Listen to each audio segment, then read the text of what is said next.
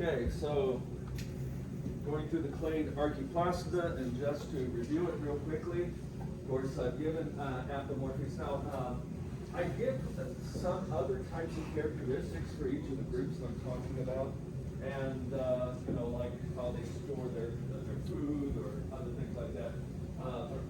And you should know some of those things as well. But as far as phylogenies, you need to pay attention just to synapomorphies.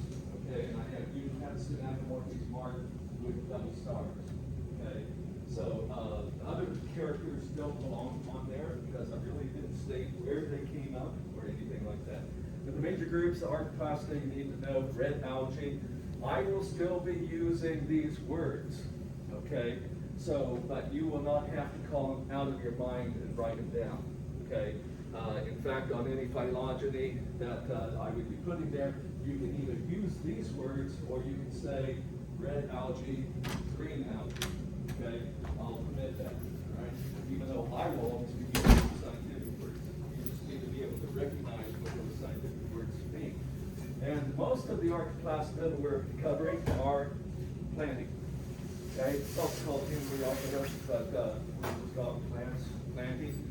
And within the plants, okay, so we went through red algae. I want to point out that this is a character. This is important to know about red algae. Chloroplasts, they have those phylosomes. That is not an apomorphy. That is a plesiomorphy. That's what's a holdover from cyanobacteria, because cyanobacteria regularly have them. Okay, and so here's the apomorphy, haport. Just only loss of microtubular structures of 2 plus 9. So they don't have centrioles, they don't have flagella anywhere at any time, and so forth. But this here, pigment, even though it's not, I don't put it there as an apomorphy, glycoerythrin, is still something important to know, because that is a photosynthetic pigment that allows them to be deep in the ocean. Okay, they're still close to shore.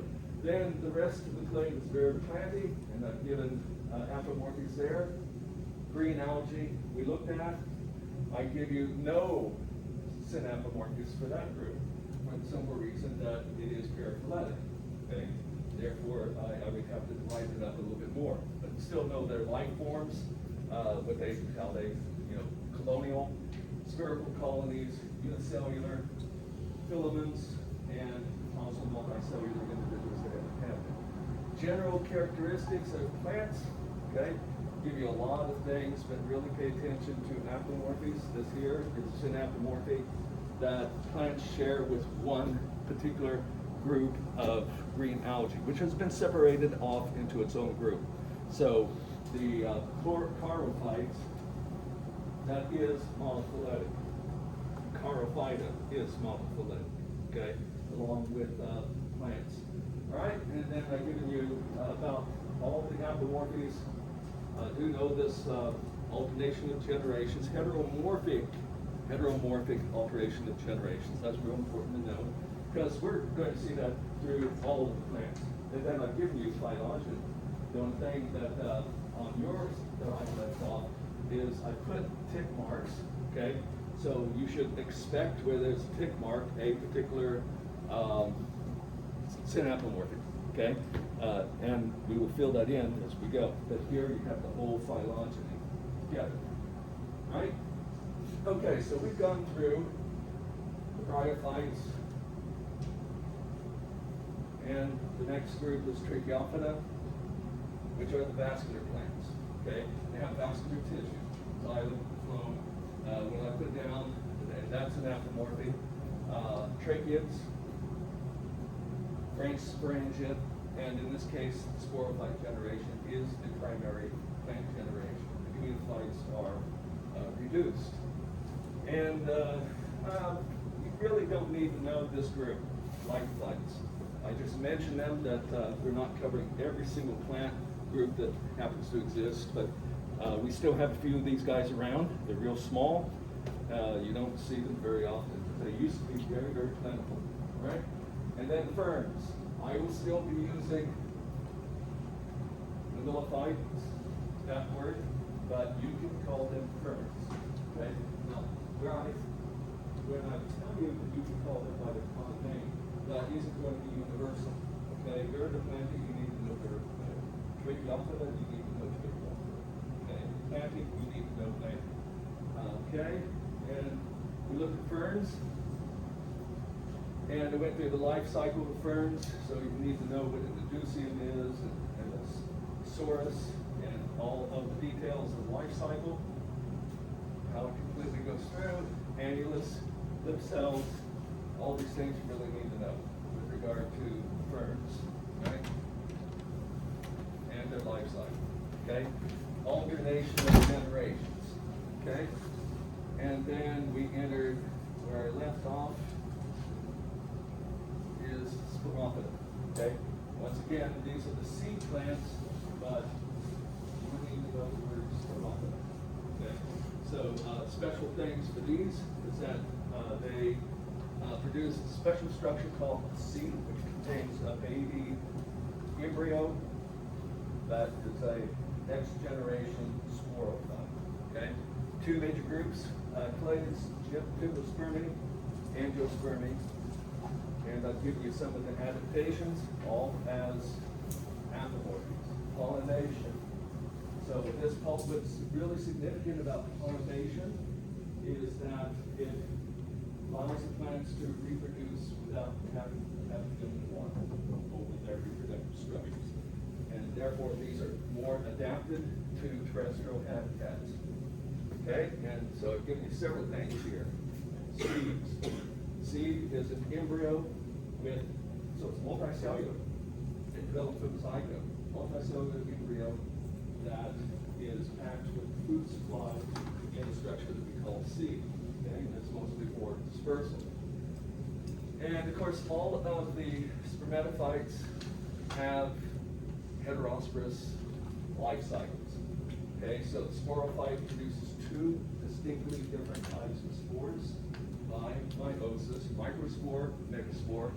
Microspore will become the male gametophyte, very, very reduced in size. The male gametophyte, also called a microgametophyte, is also called a pollen grain. So that pollen grain is a separate plant, a separate adult plant, highly, highly modified and reduced. And female gametophyte, usually reduced as well. And the female gametophyte, just the opposite of the bryophytes, is now retained inside of the sporophyte and is dependent on the sporophyte for its nutrition. Okay, and the male gametophyte will produce sperm by mitosis. Female gametophyte will produce egg by mitosis. Right? And I introduced you to the gymnosperms. The major thing about gymnosperm is they have cones. Okay, as their reproductive structures. The cone is highly modified clustered leaves. Highly modified clustered leaves. And there's three different clades there: ginkgos, cycads, and conifers. Now, this here, they all have special names, scientific names, but once again, I'm relaxing things. So ginkgos, cycads, conifers, you can know them by their common name. Okay. And of these, only the conifers are real abundant today. And this is where I showed you ginkgo. And so I think this was my last slide, right? Coniferophyta. Conifers. Okay, these are the types of trees. Most are evergreen. And I'm giving needle-shaped leaves or sometimes scale-shaped leaves in the case of juniper and cypress. But they're not like the broad types of leaves that we find in angiosperms, right? Vascular tissue, of course, still, this is for Tracheophita. I put it here just to remind you that it is an apomorphy, not here, but further down, okay? Because ferns have tracheates as well. For water transport, mechanical strength, so forth. These are briscoe pines, among the oldest trees that we know of, right?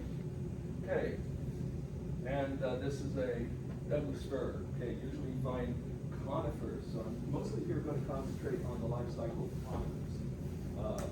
The other groups have something similar. Spruce trees have something similar in their life cycle. pine life cycle is what I'll concentrate on.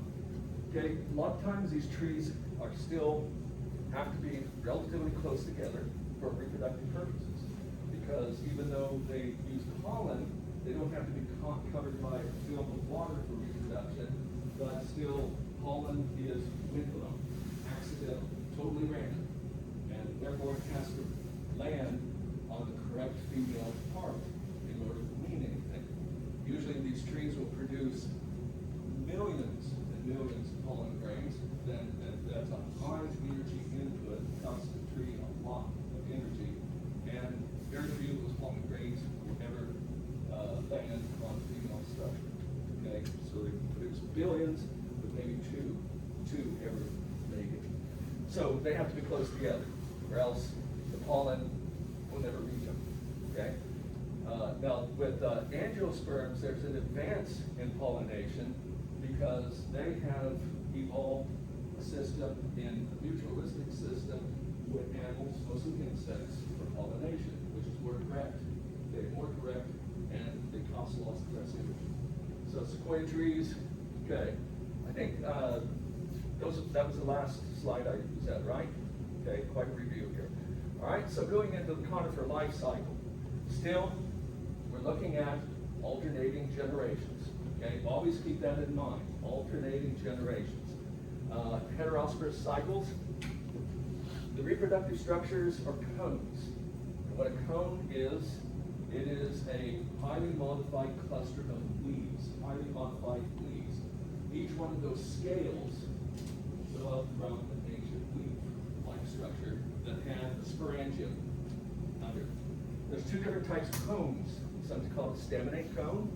This is a male cone. Okay, this will produce the male gametophytes, the pollen. It's usually called a pollen cone as well, but staminate cone is what I want to refer to it as. And of course, it will produce by meiosis microspores, right? Because these are leaves that have sporangia. Okay, we have ancient lycophytes and some other plants that they had leaves. If you're looking at it from the side, here is major stem, but on the underside of the leaf, this is where they have sporangium. Okay, and they usually had all of these sporogynous types of leaves real close together. And these have now fused together into a cone. Okay, basically, we don't have too many plants that do this today. Some of the lycophytes do, but we have a lot of fossil evidence for this.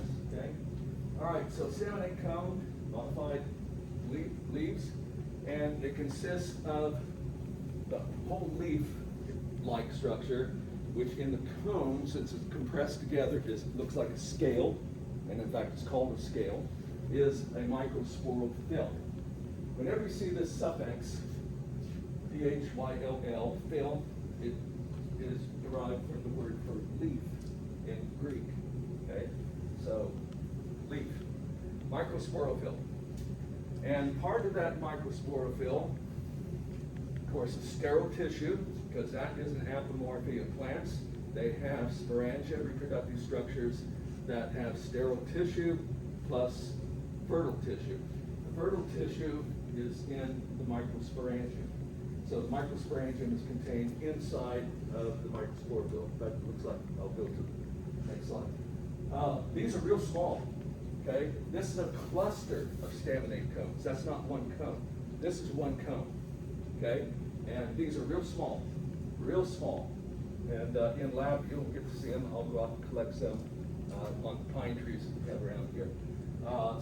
One of these has a central axis. So here we have the central axis, and then all the microsporophylls are clustered around that central axis. Now this is a longitudinal section through it, but these are whirled all the way around that central axis, that central stem.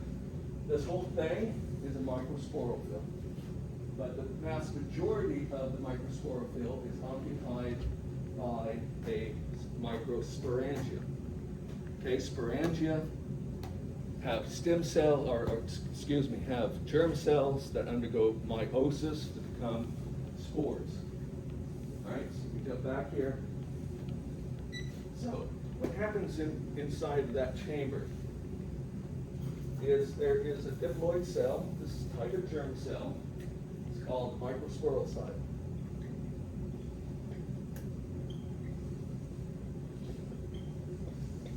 Okay, really pay attention to the endings of these words, because we have microsporal site, microsporal fill. Okay, they look very similar, but they're not the same thing. Okay, this here is diploid. Okay, and it will undergo meiosis to produce 4 haploid microspores. All of these still inside of the sporangium. Okay? And then those microspores will germinate. They're still there. They will germinate. In fact, this is a close-up. That's what I would. So this is a microsporal fill. It's filled with a microsporangium. So most of the content of that leaf-like structure is the sporangium. And this is where we have the microsporocytes. They produce microspores. Microspores will then divide by mitosis. Just only a few times, and they become the pollen. The pollen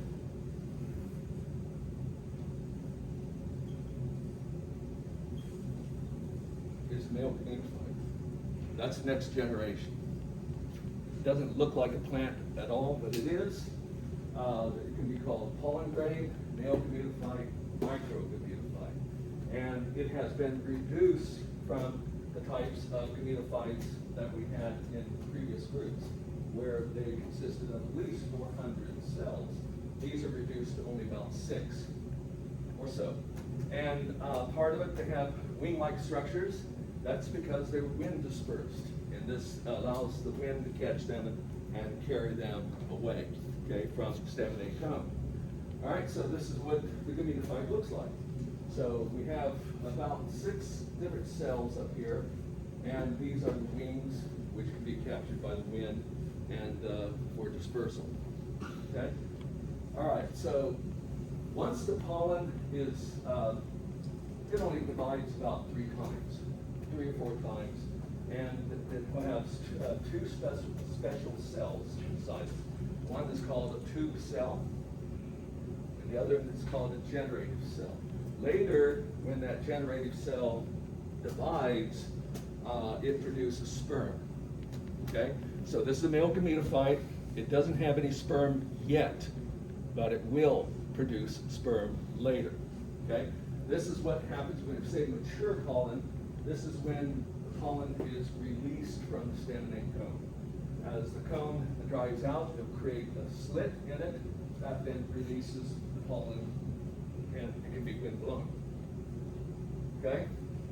So that's in the microsporangium, releases the pollen and is wind blown, and it will fall on a female cone if lucky. Okay? Most of the pollen grains will never make it, because they'll fall on your car, they'll fall on the sidewalk, on the grass, and that's where most of it goes. Okay? So this shows you, or at least I'm bringing up here, that there's 2 different types of cones. Staminate cones, which are male structures, produce microspores, microcommuniphytes, but then the female cone, which is a lot bigger, it's called an ovulate cone. All right, so lots of pollen is released, and most of it is just wasted. But that's the name of the game, is try to reproduce. So the female cones, this is what you normally think of when you think of a pine cone. These are big, okay? The staminate cones are real small, all right? They're real small. So this is called an ovulate cone. It's also called a seed cone. So botanists come up with all sorts of words that all mean the same thing, all right? It gets confusing. I prefer ovulate cones. Once again, central axes and megasporophylls, okay, modified leaves. Modified leaves that we call a scale, and usually each of these are subtended by a little leaf-like structure called a bract. That's not too important, but nonetheless you'll see it.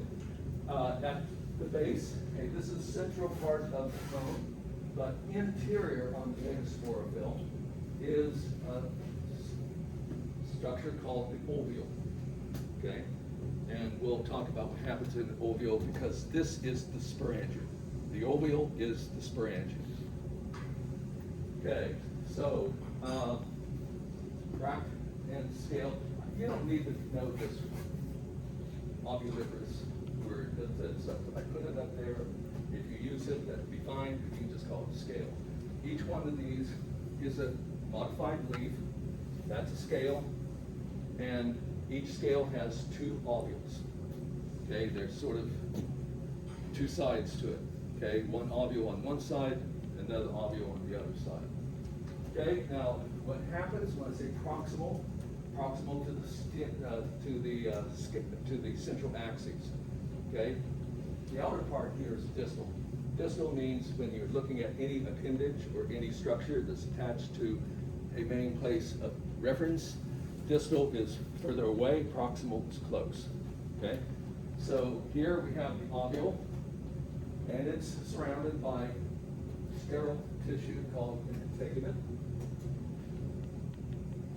And what will happen in here is, in the ovule, it will produce one megasporocyte. Once again, diploid. So this is a germ cell. It will undergo meiosis. Okay, I'll come back to this micropyle here in a moment.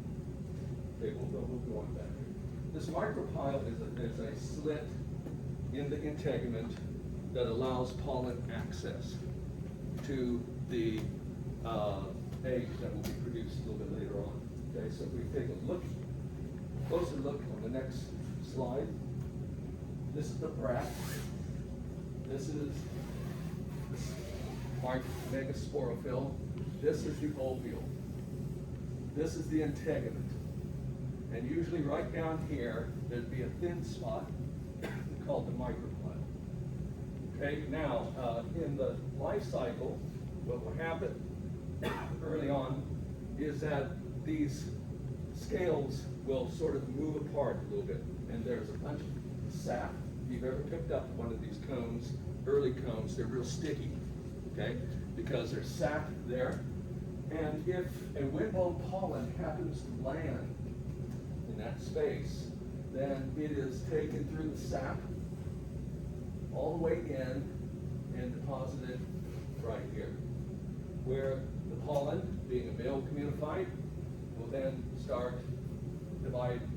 The generative cell will divide one more time to produce a sperm, two sperm cells, and the tube cell will start growing into what's called a pollen tube. It will start digesting its way toward the female gametophyte, but we haven't gotten to the female gametophyte yet. Okay, she will develop right here in the ovule. But first of all, the ovule. So we're looking at the same structures, but they change through time. That's what you need to keep in mind, is that these are changing through time. And so the sequence here, first, what will develop is one megasporocyte. The rest of the cells are called nucellus.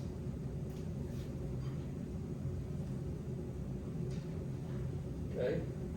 So the outer cells are the integument. They're relatively hard. And there's softer cells inside that are called nucellus. They will play a role later on. And then there will be one megasporocyte that will develop in that ovule. Okay. Then that will divide by meiosis to produce 4 megaspores. But of those 4 megaspores, one of them is larger, and it's the only one that survives. So the other megaspores will decay, they will die. So meiosis, instead of producing 4 structures, it produces just one. Okay, it does produce 4, but only one of them will be functional. That megaspore will then start to divide by mitosis, and it divides and divides and becomes a structure that's about 2,000 cells. So we still have a fairly big structure here, but you'd have to see it under the microscope, and that is the female gametophyte. Female gametophyte is within the ovule. Okay, so all this is happening in the same place, the ovule, but it changes through time. We have megaspore, megasporocyte, megaspore, and then female gametophyte. And at the proximal end, right here, this is where the center of the cone happens to be. This is outside the cone scale. It's on this side, so this is the female gametophyte. That part right there, sort of oval shape, and totally dependent, of course, on the sporophyte for food. That's the nucellular cells are providing the nourishment for the female gametophyte. She'll produce about 2 or 3 archegonia. Okay, the archegonial cells are real small, and in each, by mitosis, will produce an egg. So most of that archegonia is occupied by an egg, and these are no longer vase shaped.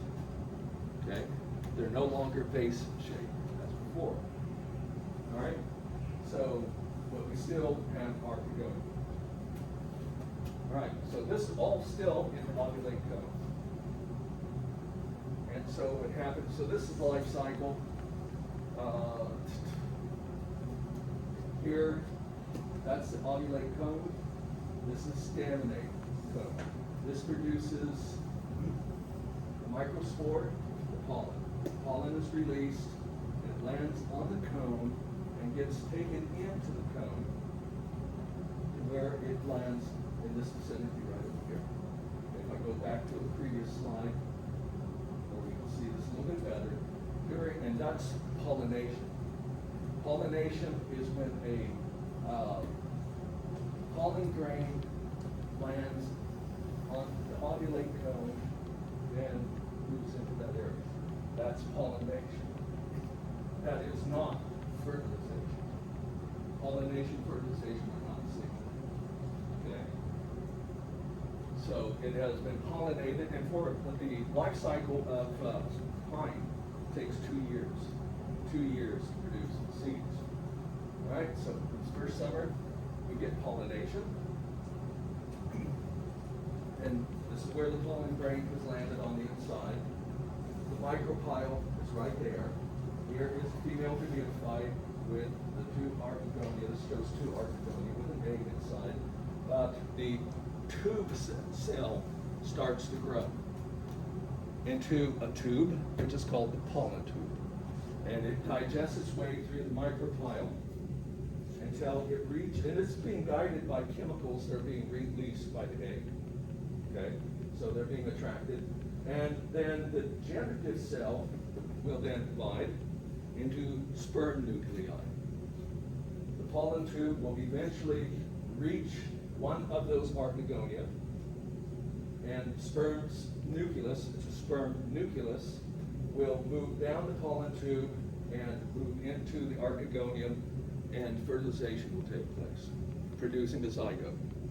Okay? Now, pollination and fertilization can be separated by about 9 months, okay, time. They're really separated from each other. Once fertilization has taken place, we now have a zygote. The zygote will grow into an embryo by mitosis. That is a sporophyte embryo. Sporophyte embryo. And the ovule will develop into a seed. Okay? So the seed has several components. The integument becomes the seed coat. The nucellus and the female gametophyte tissue become food. Okay? It is transformed into food material for the embryo. And then this will be eventually released from the cone once it's mature. And it takes 2 years for this to happen. And then if this lands in a favorable place, it'll germinate, the embryo will start growing, but at first it is photosynthetic. In fact, it'll be quite some time before it can put out a shoot that produces chlorophyll and can be on its own. So it's getting its material energy, ATP, for the breakdown of nucellular tissue and female unified tissue, which is the fluid. And then it will become a seedling, and then we've completed the life cycle. Okay? All right, so this is pollination. When pollen is transferred from a staminate cone to an ovulate cone, okay? I've already said this, tube cell, pollen tube, goes through, germinate cell, produce one sperm nucleus, and then we'll get fertilization. Okay? Those are the events in the life of pine.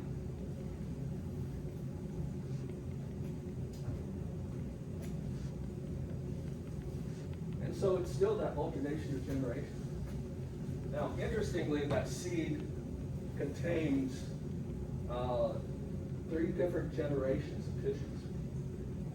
The integument came from the original first generation sporophyte.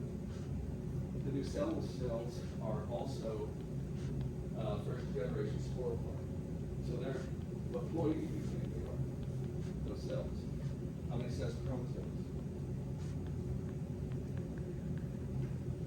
How many sets of chromosomes? They're from the sporophyte generation. How many sets of chromosomes?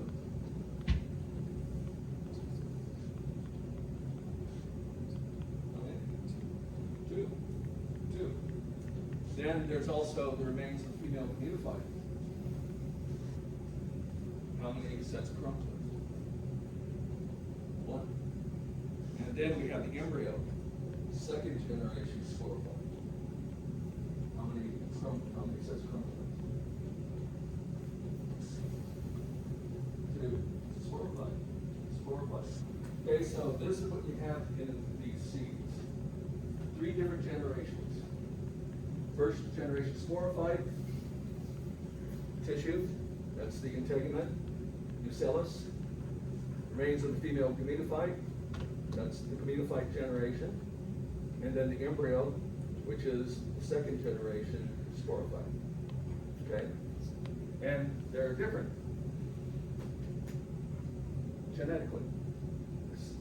The embryo and the integument, nucellus, they're not, although they're both diploid, they have different sets of chromosomes, different alleles. Okay? Okay, think about that. All right, so that's what the seed is. Zygote grows into the embryo, and this embryo consists of something called a radicle. This is not some student running around the UC Berkeley campus. That's will become the root. And then it has these leaf-like structures called cotyledons, usually somewhere around 12. What cotyledons are for is once the embryo, once the seed starts to develop, these will release enzymes that break down the nutrient material and make it available for absorption into the growing embryo. So that's what they're for. Okay? Food absorption from food that happens to be stored inside of the egg, or inside of the seed, sorry. All right? So, and I've already said this, so type of tissue, we have tissue inside of the seed that serves as nutrients, what was left over of the gametophyte, and also from the nucellus, from sporophyte. I already said all this. Okay? So that embryo plus food plus seed coat, that's seed. It's a structure that didn't all be here. Okay? Everyone have this slide? Let me show pictures next.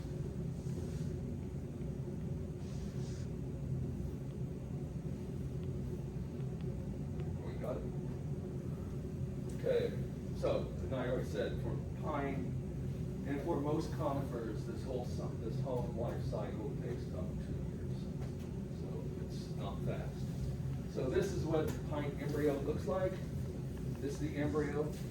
These are the cotyledons. All of this is the food reserve. This is the radicle. That will become the root. The shoot will become this. Okay, up there. Okay, so plants have roots and shoots. Shoot is above ground. The root is below ground. Okay, so this is the life cycle. And we've already gone over that. I put it up there twice. Okay, so that's all you need to know about conifers.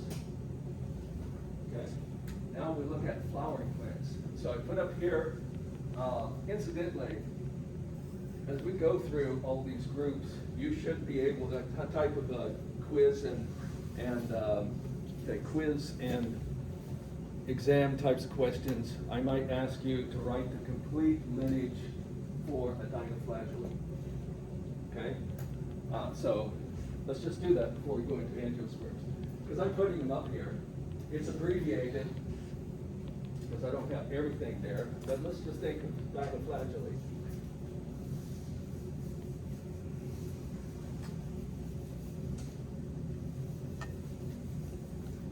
So, do a dinoflagellate. What do we start with? What's the biggest clade it belongs to?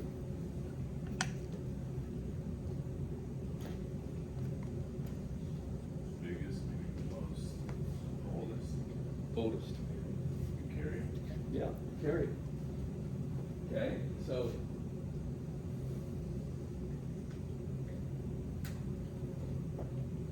and then in eukaryote, SAR. In SAR, chromalveolata.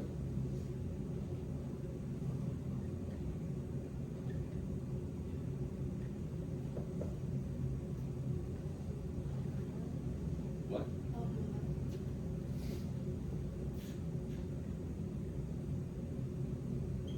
And then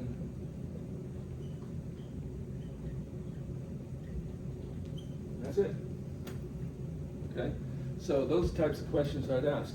Another type of thing I'll do on quizzes too is, what is the name of the clade that would include a pine tree and a fern and their most recent common ancestor? Name that clade. Tracheophyta. And then I might ask you for a synapomorphy of that clade. Okay. Now, sometimes that can mean double jeopardy. Okay, because if you got the clade wrong, but your synapomorphy matches the wrong clade that you have, it may be counted off twice. That's not how I grade. So I would take off for your clade, but if your synapomorphy matches the clade that you mentioned, I won't take that off. Now, if there's a total mismatch of both of them, yeah, I'll take off both. Yeah, but otherwise, I try to avoid double jeopardy. So those are some of the things you need to know. And on the exam, this is what I'll do. Prior to you taking the exam, I will allow you to take out a piece of paper and draw all the phylogenies you want without looking at your notes. Okay? Without looking at your notes, I'll give you time before the exam to draw a phylogeny. Okay? And then we go. All right? So just so you have some idea of my devious mind. Okay, types of things I'll do. All right, so let's go into the angiosperms. I would really love to go over the complete phylogeny of angiosperms, but we're not going to do that. Okay, it's too big. All right, so these are the flowering plants. All right, they do produce seeds. Okay, and they still use pollination. So we still have pollination. In fact, pollination is an synapomorphic for spermata, okay? Gymnosperms plus angiosperms, all right? But still, this is they've evolved. So the angiosperms show up in the Cretaceous about 120 million years ago, okay? That's when our oldest fossils. And they have evolved relationships, mutualistic relationships with animals, that mostly insects, but also bats and birds, okay, such as hummingbirds and so forth, by which pollination can happen. So it's a plus-plus relationship. There's still some that are wind pollinated, okay? Like oak trees are wind pollinated, and ragweed is wind pollinated, and of course, these wind pollinated plants, they contribute, just like the conifers, to hay fever, okay, allergies, because people, immune systems react to that. All right, but it looks like still pollination was by insects or some other animal that is more successful because the animal can carry the pollen to a long distance. You don't have to have the plants so clustered together, okay? And it's more successful. So here the gametophytes are even more reduced. Now you might think, how can a pollen grain get reduced yet further? Well, they can. They have been reduced down to just 2 cells, okay? The male for the pollen, okay? The vascular tissue is more refined. In fact, they have, of course, they still have tracheids, but from tracheids they evolved a different type of xylem cell that is more efficient at conducting water, and these are called vessel elements. They evolved from tracheids. These still have tracheids, but the vessel element is bigger, and they're stacked on ends, just like end to end, up through the xylem, all the way from the root to the leaves. Special structure of flowers, okay? Now, a lot of times flowers are not bright and shiny. A lot of them are pretty darn small, and you really have to know what you're looking at in order to see them. But this is their reproductive structure. Instead of cones, they have flowers.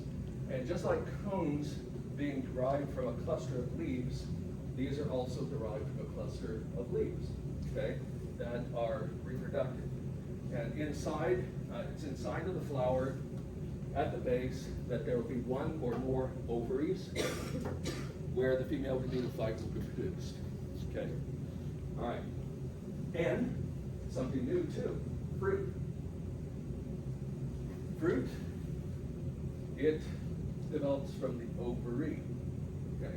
Inside of the ovary are things called ovules. Put that word up here, you'll see it in a moment.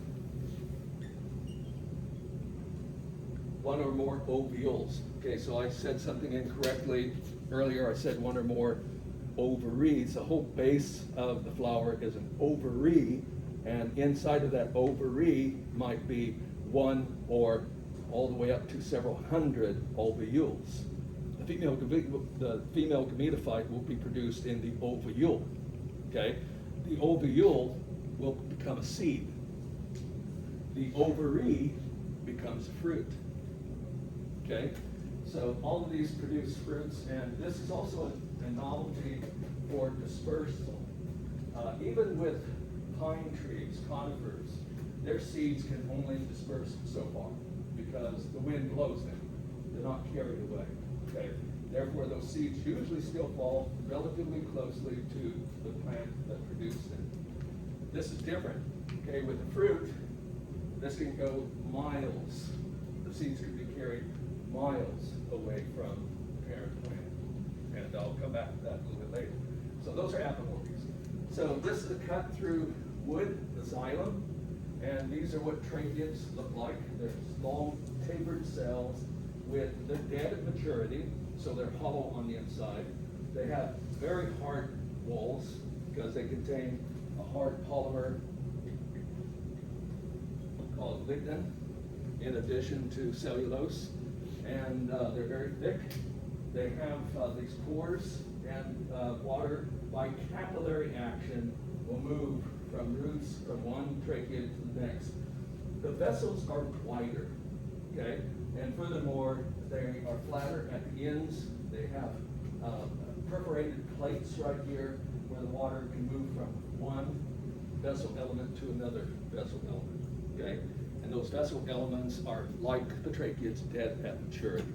And this is the major water conducting cell in the xylem, in the wood, okay? And this is not found in conifers. It's only in flowering plants, angiosperms. Okay, so we're going to concentrate on their life cycle. Okay, we like life cycles, right? Okay, so here, once again, it's heterosporous life cycle. Flowers are produced by the sporophyte generation. These are sporophyte structures. And they contain modified leaves called stamens, which contain the microsporangia that will produce microspores. Microspores will become the male gametophyte, okay? But they also have a female part called a carpel. And it's here in the carpel that it will produce the biggest sporangia. Now, so I'll show flower. What we have in the flower is stem and 4 different whorls of modified leaves, okay? 4 different whorls of modified leaves. This is in the more advanced angiosperms. In actuality, and I'm not going to show anything about the basal angiosperms, but their flowers, the stamens, and the carpels, they do look like folded leaves. Okay, they look very much like folded leaves. But this here, the more advanced types of flowers. Okay, so the first whorl are usually leaf-like, and they're called sepals. You don't need to know the collective name. For all of the sepals, it's called a calyx. You just need to know the sepal. That's all.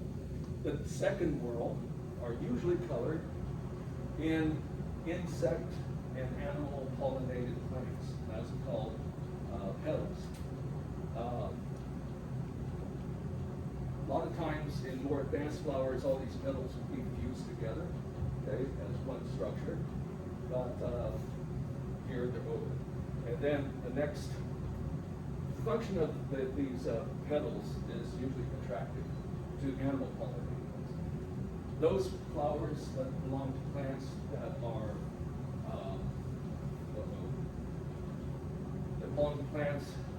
are wind pollinated, a lot of times they don't even have petals. They won't even be there.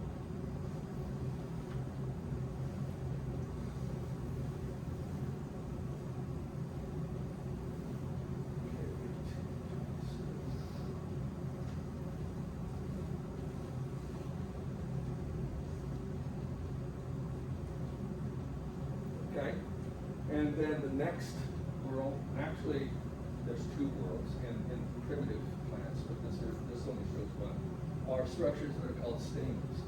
And stamens consist of a long string-like thing called a filament, and up here, the anther is where the microsporangia come to be.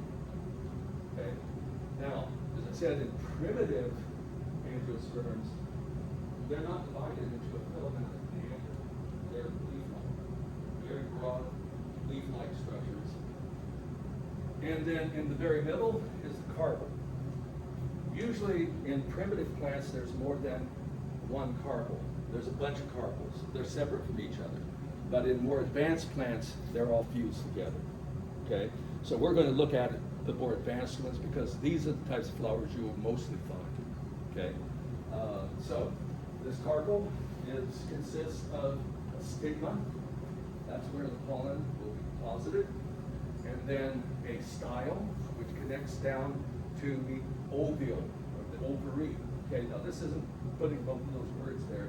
This whole structure at the base of the carpel is an ovule, or excuse me, ovary. Get it straight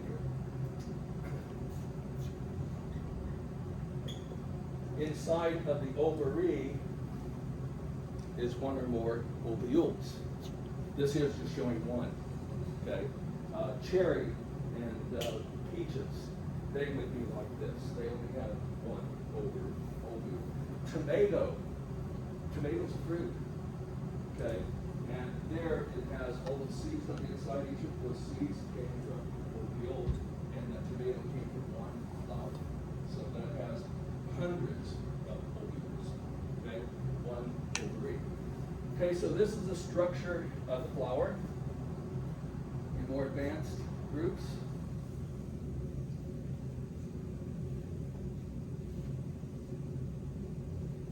Okay, now some interesting words. Flowers that are perfect. Perfect flowers mean that they have both the male and female parts. They have both carpels and stamens. If they're imperfect, they only have one or the other. Okay, in which case we would have a staminate flower. Staminate flower has only stamens. Carpellate flowers would only have carpels. Now, notice something here that most flowers, oh, come on. Most flowers are, have both. That never happens in conifers. Conifers have separate staminate cones, separate ovulate cones. But in flowering plants, very frequently you have both stamens and carpels of the same flower. But you also have that pattern where you may have a plant that has separate flowers. Some that are just staminate, some that are carpellate on the same plant. Another pattern you have is species that have one plant that only has staminate flowers and another that only has carpellate flowers. So you have a lot of different types of patterns that can happen in the angiosperms. Okay? All right. Break time. It's a good time to take a break while I try to fix this. All right. Give you a 10-minute break.